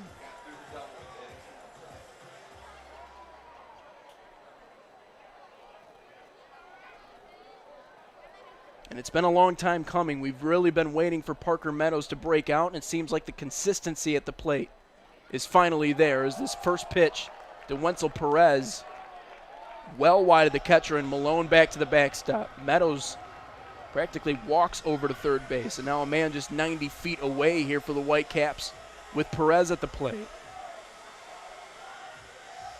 But it really has been baby steps with Parker Meadows. You like to see the consistent hitting and starting to get a lot bigger. Physically, just the eye test, you can tell that he's marketably bigger than what he was in 2019.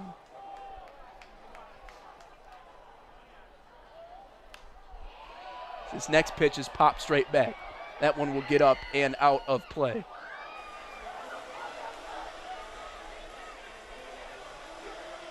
One ball and one strike here against Perez. One out. Meadows standing over at third base. There is some activity in the bullpen for the Whitecaps right now.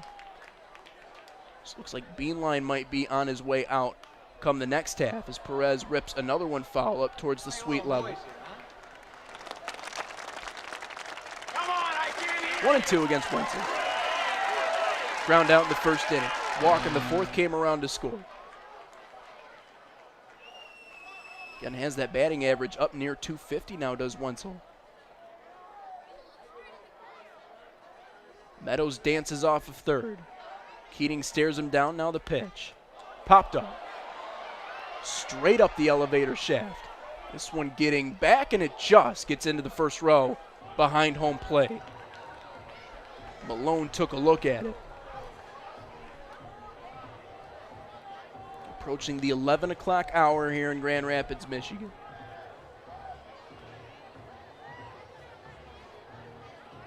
Gorgeous night for baseball. It looked as if we might have to deal with some rain earlier today, but that was able to stay away.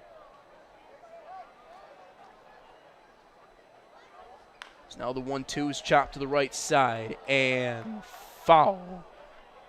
Almanzar leaped to grab that one, landed in foul territory. So we'll do it again here at 1 ball and 2 strikes. Some pretty valuable auto owner's insurance waiting over at third base in Parker Meadows.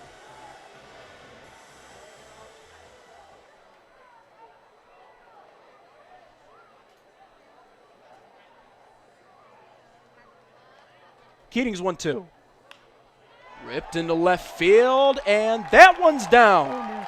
In front of Little in left field. Meadows is home to score. An RBI hit for Wenzel Perez in a 4-0 Whitecap lead.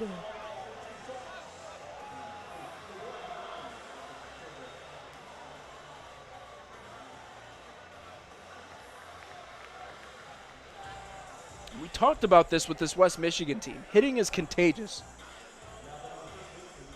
All you need is someone to get the ball rolling, and then everybody else starts piling on. Parker Meadows with that double after the inning opening strikeout to Gage Workman. Wenzel Perez stays hot with that RBI single. Now it's Bryant Packard to dig in.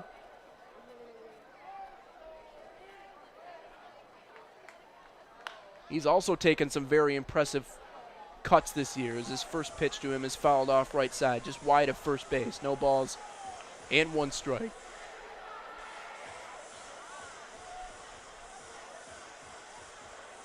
Packard, a .235 hitter. 6 home runs, 22 RBIs, and despite the body transformation he went through between 2019 and 2021, believe me, did not lose any pop in that left-handed bat. We kind of knew that about Pack when he was drafted. We knew he could hit the ball. Again, the only question was, as we talked about earlier, was just how good was he going to be in the outfield. And now, I guess we can talk about how good he is over at first base in his first base debut here in West Michigan. Fouls that one up and off to the left side. No balls and 2 strikes here against Packard.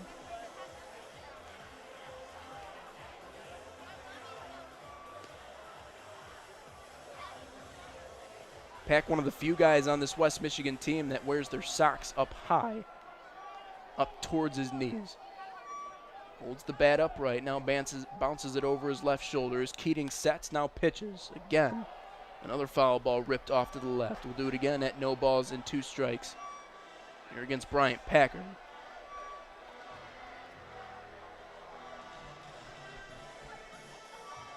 All 4 of the Whitecaps runs coming in the 4th and now the 5th innings. A lot of fans have stuck around here in West Michigan. 0-2. Again fouled back. So Pack putting together pretty good at-bat here.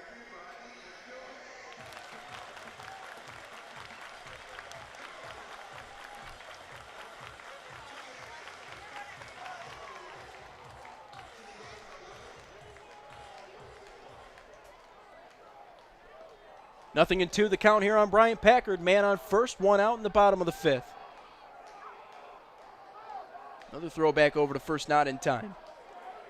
A lot of pitchers in this doubleheader actually over the last couple of games really been utilizing that jump throw, if you will, over to first base. That was something that wasn't allowed for the longest time. They just overturned that rule this Tuesday, as now time is called. Keating steps off.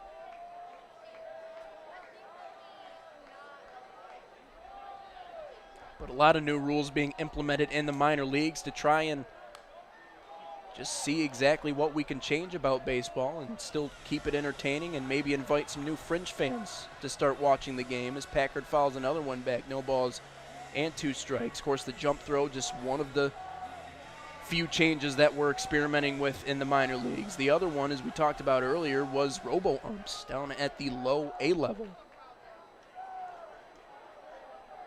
Some people not happy about that. You take the human out of it when you have a robot calling balls and strikes, but consider pace of play. It might help out. Another foul ball by Packard. You might be here all night. Still no balls and 2 strikes. Of course, there are positives and negatives to that. One of the positives we discussed is, just how long it takes in between pitches. If you have a human umpire, you can step out, ask him for time. He'll give you time. He'll allow you to, take your helmet off and adjust your batting gloves and do a couple of spins and a couple of deep breaths and then get back in. Well, I guess against robo-umps, it's a little bit quicker pace than that. As the 0-2 runs inside, Packard goes down hacking at that breaking ball. Strikeout against Packard. Navigato will now get a chance to hit. 2 outs. Wenzel Perez still situated over at first base. Another one of the new rule changes, bigger bases. That one kind of to help with player collisions at the base.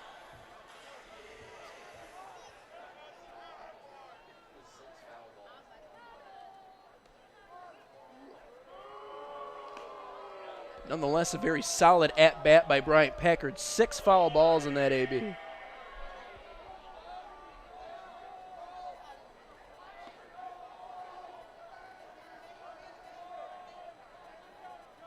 His first pitch to Navigato runs well outside. 1 ball and no strikes. Andrew Navigato, 2 pop-outs, both to the second baseman in Lopez.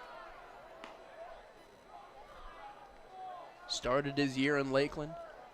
Navigato, not really one of those names we talked about a whole lot, whether that be on the scoreboard report or on the Road to Detroit podcast, but came up to West Michigan and has been doing all right so far. 255 average, 2 home runs, 6 RBIs.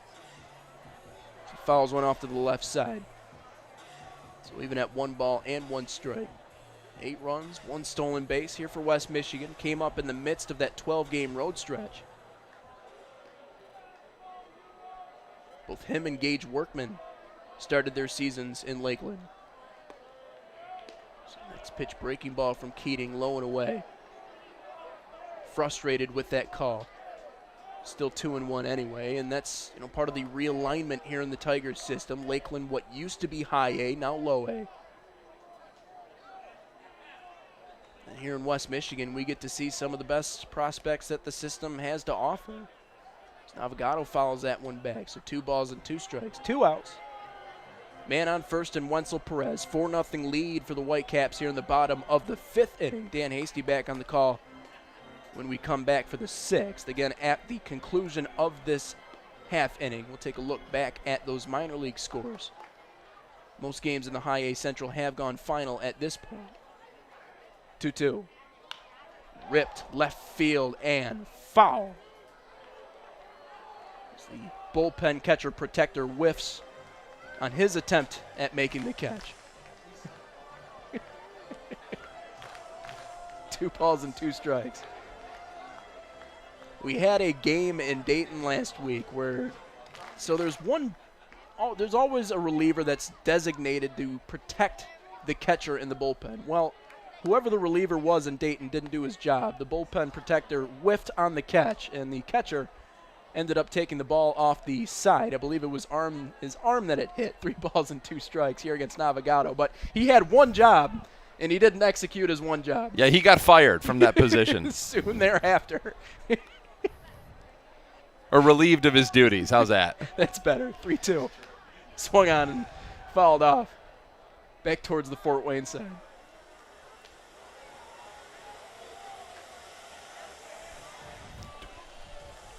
And actually, while we have a second, let's pause for station ID here on the Whitecaps Baseball Network. Thanks, Chad.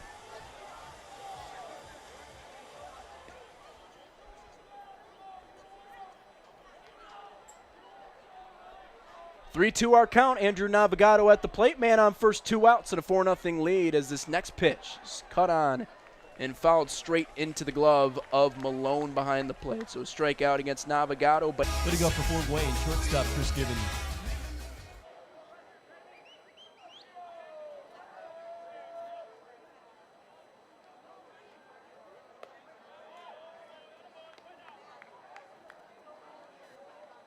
The Given up and away. 1 ball, no strikes. Caps had a 1-0 lead late last night and went into the 8th inning before Given slammed a game-tying solo homer. The next pitch is fouled back to our right.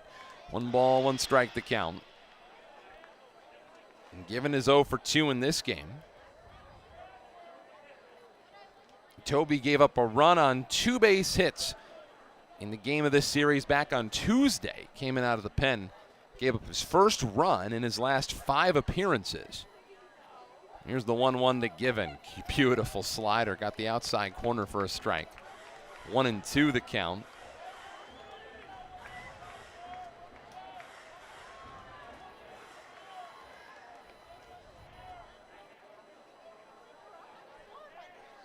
Jared Toby's been with the Caps a long time, since 2019. The next pitch is down and away. Boy, that one looked great. Called a ball, 2-2. I'll tell you what, you figure if your team pitches the way the Whitecaps throw here tonight, you might think that the Whitecaps would get those borderline calls. K-Zone said that one caught the zone. Instead, it's 2-2. Here's the 2-2. Given swings a chopper to shortstop. Workman has it on the run. A running throw to first, and Packard stays on the bag for out number 1. A huge stretch by Brian Packard in his debut at first base. 1 away.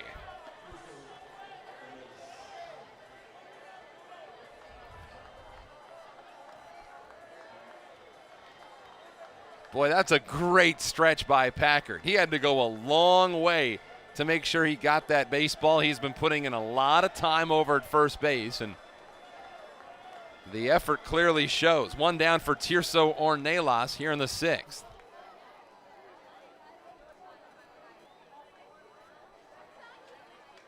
The first pitch, a beautiful curve that dips in for a called strike. 0-1 the count. 4 runs, 5 hits, 1 error for the Whitecaps. 0s for the Tin Caps. Here's the 0-1 toss. Swinging a fly ball in the left. Charging in the left fielder De La Rosa. He's there. He makes the grab. 2 down. Brings up Agustin Ruiz.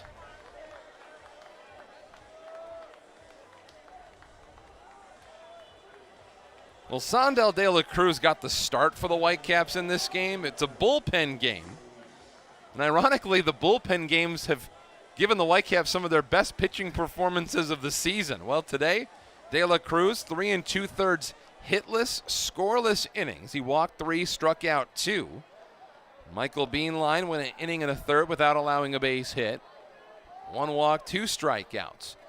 Now the first pitch to Ruiz is a fastball, they say caught the outside corner for a strike. 92 there from Toby, and it's 0-1.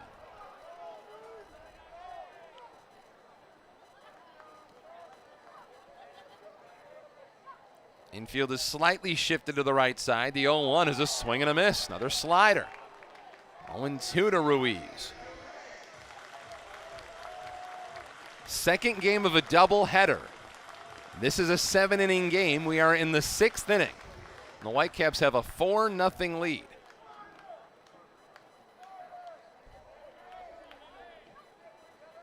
Let's see if Jared Toby can get this game to the 7th.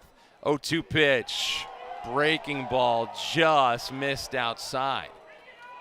1 ball, 2 strikes on Agustin Ruiz. Caps won the first game of this double dip by a score of 5-0. Bo Brisky with a complete game 2-hit shutout. Toby trying to continue this banner day for the pitchers. 1-2 pitch, change up low, 2-2. Collectively, Whitecaps pitchers have tossed 12 2/3 scoreless innings tonight, giving up just 2 base hits. Those were the 2 from Brisky in game 1. Here's the 2-2. Ruiz swings and he pops it up. Third base side, it's Jose King. In the foul side of the line at third, he makes the catch. And the Whitecaps will go into the 7th and final inning of this second game of the day. To the bottom of the 6th, 4-0 Whitecaps over the Fort Wayne Tin Caps. Eric De La Rosa leads things off. He's had a good doubleheader. 2-run double back in the 4th. Whitecaps got all of their 4 runs in the last 2 innings. 3 in the 4th, 1 in the 5th. Now it's De La Rosa's turn against Sam Williams, the lefty. First pitch, De La Rosa takes a curveball that spins inside. 1 ball, no strikes. Whitecaps have some action in the Milk Means More bullpen. Looks like Bryce Tassan is up and throwing for the Caps. And that's significant for a couple of reasons. Here's the set. 1-0. Swing, fly ball to right. Playable for the right fielder Ruiz. He's there to make the grab. 1 away. De La Rosa is out. That brings up Jose King.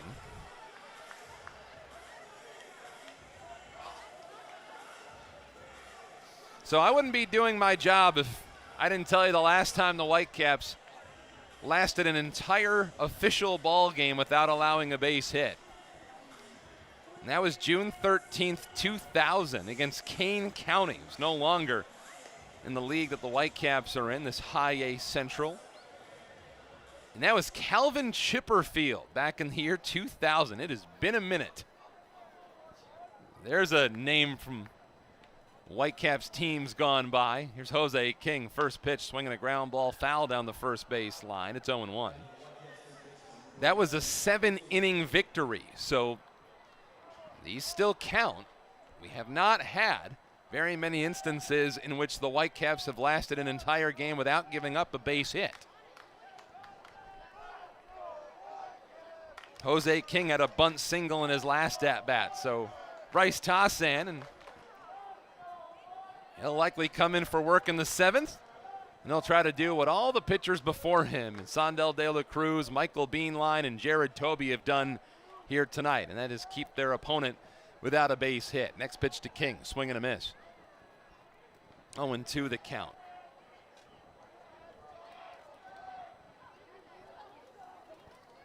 Almost forgot about Calvin Chipperfield. Here's the set, the Aussie, that's right. Here's the 0-2. This one's down low. From Adelaide, Australia, former 14th round pick of the Tigers back in 1998. Went to Mount San Antonio College in Walnut, California. Here's the 1-2. Grounder towards second. Charging in is Lopez. Little pitch over to first is in time. There's out number 2. Brings up Cole McLaren. He pitched in West Michigan in the year 2000, and in that season, Calvin Chipperfield had one of the best single seasons by any West Michigan Whitecaps pitcher in team history. He went 12-3. His ERA sat at 2.13, and he gave up just 95 base hits in 143 innings. He was tremendous. Here's the pitch. Fastball up high, 1 ball, no strikes.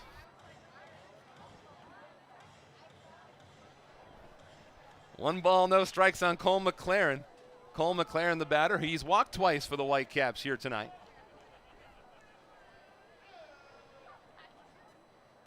Here's the first toss after the 1-0. That one a little bit low, but it's called a strike, so it goes to 1-1.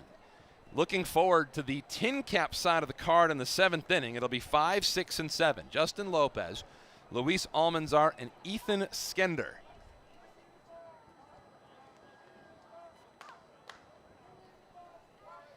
Here's Williams' 1-1. Swinging a foul right back to our right. Look out in the production room. They've already had a busy night. 1 ball, 2 strikes on McLaren. That year, Calvin Chipperfield had his best professional season, 151 strikeouts.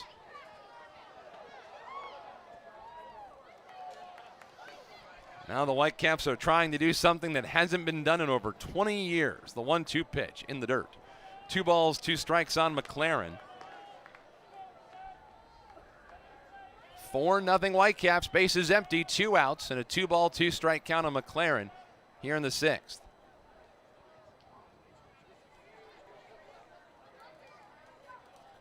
Next toss, McLaren swings and gulfs a high foul fly down the left field line, up and out of play.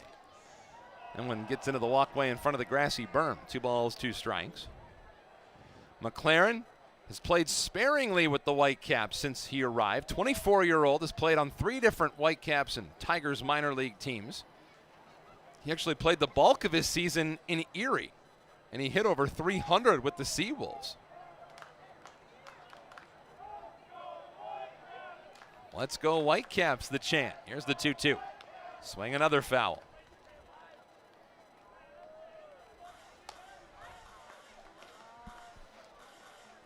Big blow in this second game of the double dip was the 2-run double by Eric De La Rosa. That came in the 4th.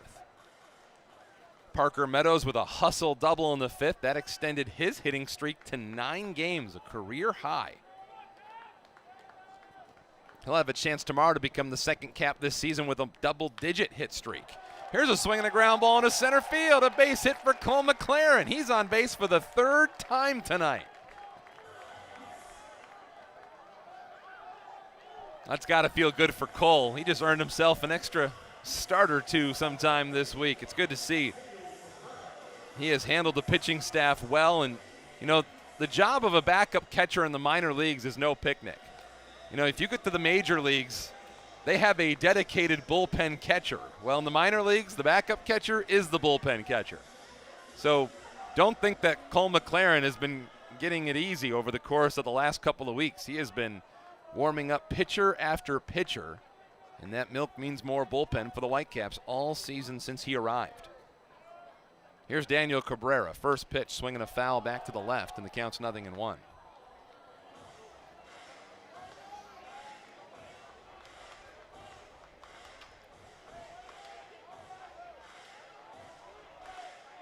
That's the 6th hit for the Whitecaps. The Fort Wayne Tin Caps have all zeros on the scoreboard. Now it's a lefty-lefty battle with Cabrera, the leadoff man here in game 2. The 0-1 is a fastball that just missed outside, 1-1.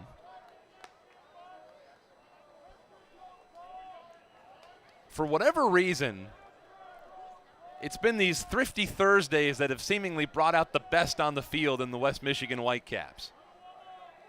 Whitecaps have a better record on Thursdays than they have any other day of the week. Here's a 1-1 pitch, low and outside. 2 balls, 1 strike. Whitecaps have played 11 games on Thursdays this season. This includes the first game of this doubleheader tonight. Whitecaps have won 8 of those 11 games. They're trying to make it 9. 2-1 the count on Cabrera. Here's the 2-1. Fastball up high. 3 balls, 1 strike. No action in the Fort Wayne bullpen with Sam Williams being 1 batter away from getting to the 7th. They're going to let Williams ride it out. Meanwhile, Cabrera, 0 for 2 with a walk. He grounded into a double play his last time up.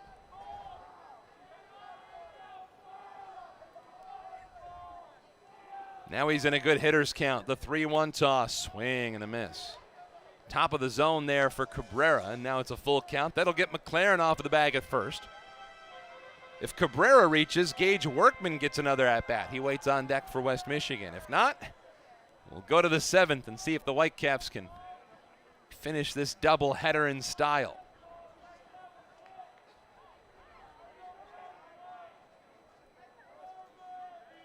Tigers' second rounder out of LSU. 3-2 pitch, swing and a miss. Down goes Cabrera. They got him with a changeup for out number 3. 7th inning, last call for baseball, last call for a doubleheader, and last call for the Fort Wayne Tin Caps to find a base hit. 4-0 West Michigan over the Fort Wayne Tin Caps. And a new pitcher for the Whitecaps. It's Bryce Tassan, who comes in trying to nail down a doubleheader sweep, as the first pitch is a fastball that missed outside. 1 ball, no strikes on Justin Lopez. He leads us off. Luis Almanzar, he will follow, and then it's Ethan Skender against Bryce Tassan. Here in relief, the 4th pitcher for the Caps. The next pitch is a fastball down and away. 2 balls, no strikes the count. Give you the numbers on Tassan, who's the 4th pitcher after Sondel De La Cruz started this bullpen day. Here's the 2-0 pitch. Fastball in for a called strike. Right down the middle as Lopez tried to jump over the baseball. 2-1 the count. Tassan is 1-5 this year, a 4.61 ERA. 13th game, 13 2/3 innings. He's got 10 strikeouts. The 2-1 pitch is a fastball that missed inside. It's 3-1 on Lopez. He walked his last time up. Whitecaps collectively have walked 4 batters. Those are the only batters to reach base against the Caps tonight. 3-1, swinging a foul back to the net. It's a full count. In case you're just joining us, the last time that the West Michigan Whitecaps pitched an entire ball game without allowing a base hit was the year 2000, June 13th. It was Calvin Chipperfield. 3-2 pitch, swinging a high fly ball to center field. It's playable. Parker Meadows is there, makes the call, 1 away.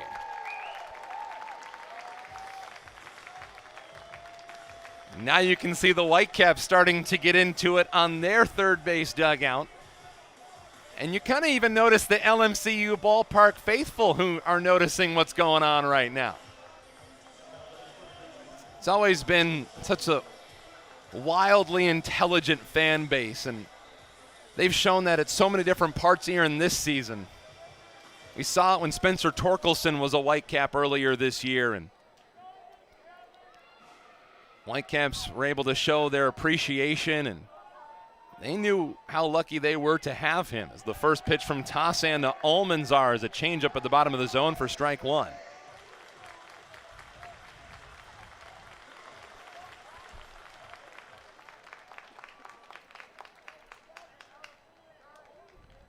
Here's the 0-1. Almanzar swings, liner to short, and it's gloved by Gage Workman just off of his shoe tops for out number 2.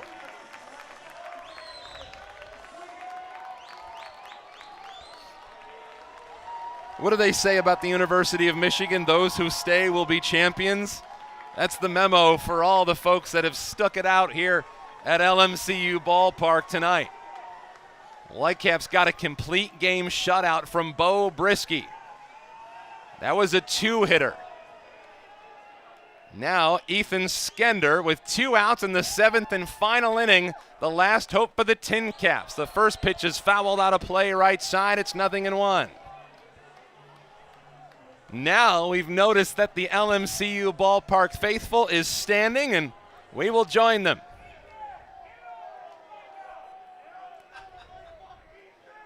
Whitecaps haven't pulled this off since the year 2000. The 0-1 is lined to right field. The right fielder Cabrera is there. No hitter for the West Michigan Whitecaps. 4 pitchers combine. They mob the closer Bryce Tossan in the middle of the field, and for the first time since 2000, the Whitecaps can celebrate a no-hitter, and they get to do it right here in West Michigan. That was a line drive screamer off the bat of Ethan Skender, and Daniel Cabrera was playing in the perfect spot. Final score, 4-0. The Whitecaps no-hit the Fort Wayne Tin Caps. Our post-game show is next. Bill Knight, Garrett's Grill giveaway, and Family Fair fireworks. Sunday, Tyler's Amazing Act is back, and it's a Helen DeVos Children's Hospital Sunday. First 1,000 kids eat free after the game. All kids run the bases, courtesy of Milk Means More. Once again, a Whitecaps combined no-hitter in Game 2. Last time that was done, 21 years ago, June 13th, 2000. Congratulations to these 2021 Caps on something that hasn't been done in more than 2 decades. Don't forget, these games all weekend are on 106.1 FM, The Ticket. If you can't make it out in person, you can always listen. Pre-game show 15 minutes before game, 7:05 tomorrow night, 7:05 Saturday night, 6 o'clock on Sunday.